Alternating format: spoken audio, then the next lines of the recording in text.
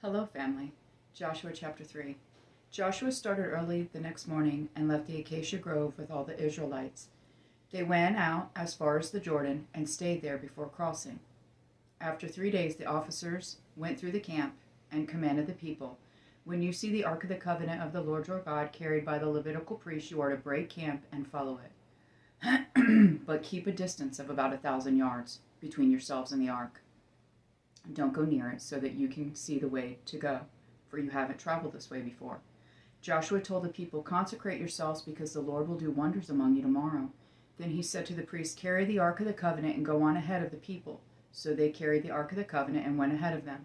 The Lord spoke to Joshua, "Today I will begin to exalt you in the sight of all Israel, so they will know that I will be with you just as I was with Moses.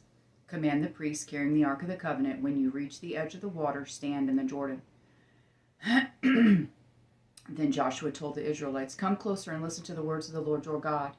He said, "You will know the living God is among you, and that he will certainly dispossess before you the Canaanites, Hittites, Hivites, Perizzites, Girgashites, Amorites, and Jebusites. When the Ark of the Covenant of the Lord of the whole earth goes ahead of you into the Jordan, now choose 12 men from the tribe of Israel, 1 man for each tribe. When the feet of the priests who carry the Ark of the Lord of the whole earth, come to rest in the Jordan's water, its water will be cut off. The water flowing downstream will stand up in a mass." When the people broke camp to cross the Jordan, the priests carried the Ark of the Covenant ahead of the people. Now the Jordan overflows its banks throughout the harvest season. But as soon as the priests carrying the Ark reached the Jordan, their feet touched the water at its edge, and the water flowing downstream stood still, rising up in a mass that extended as far as Adam, a city next to Zarethan. The water flowing downstream into the Sea of the Arabah, the Dead Sea, was completely cut off, and the people crossed opposite Jericho.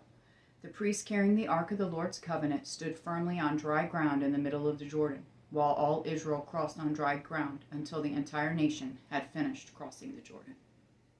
I love you, Jonathan and Jesse.